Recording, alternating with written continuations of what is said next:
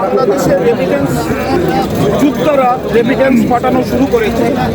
যখন বাংলাদেশের হত্যা নির্যাতন চলছিল, জুলাই আগস্ট আন্দোলন হচ্ছিল, আমরা যুক্তরাজ্য বিএনপি প্রবাসী বাংলাদেশিদেরকে রেমিটেন্স বন্ধের জন্য ঘোষণা করেছি।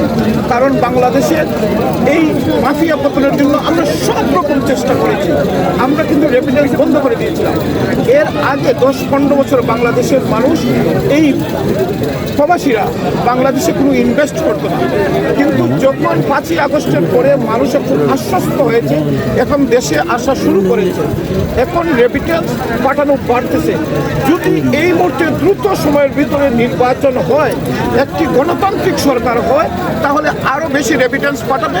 পাশাপাশি প্রবাসী বাংলাদেশিরা তো ইনভেস্ট করবেই, এবং অন্যান্য দেশ ইন্টারন্যাশনাল তারা বিজনেসে আরও ইনভেস্ট করবে অনেক বেশি।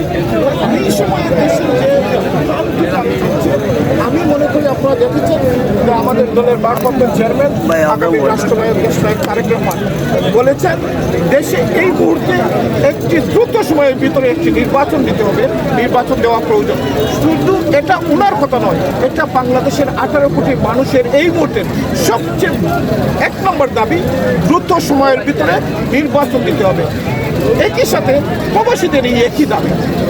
পাশাপাশি সরকার যে সংস্কারের কথা বলছে, রেমিটেন্স যদি বাড়ে, গণতান্ত্রিক সরকার যদি আসে, তখন কি আদত যে সংস্কার সেটি হবে কি না?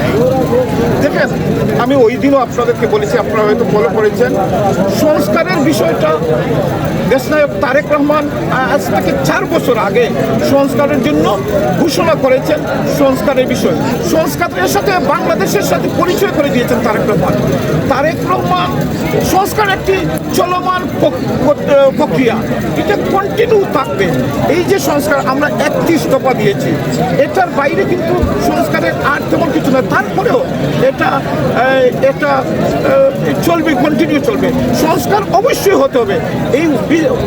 এই ইন্টারন্যাশনাল ওয়ার্ল্ডের সাথে কন্টিনিউ সবসময় সব কিছু ঠিক রাখতে হলে সংস্কার কন্টিনিউ হবে, এটার কোনো বিকল্প নেই। সংস্কার হবে, কিন্তু সংস্কার করতে হবে কারা? নির্বাচিত সরকার যখন সংস্কার করবে, নির্বাচিত সরকার কারা? আপনার আমার ম্যান্ডেট নিয়ে যে সরকার হবে, সেটা হইবে সঠিক সংস্কার। এখন হুট করে আমরা কেউ যদি সংস্কার করি, এটা তাড়াতাড়ির বিষয় না, এটা অনেক বিষয় আছে, এইগুলো হুট করে করা সম্ভব না।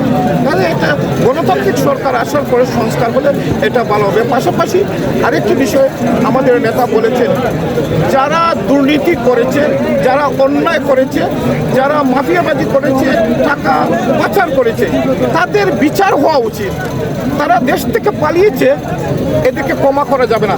যদি আজকে কোনো অন্যায়কারীকে প্রশ্রয় করা হয়, তারা পালিয়ে বেঁচে যায়, তাহলে আগামী দিন আর অন্য কেউ প্রশ্রয় পাবে এই অন্যায় করার জন্য।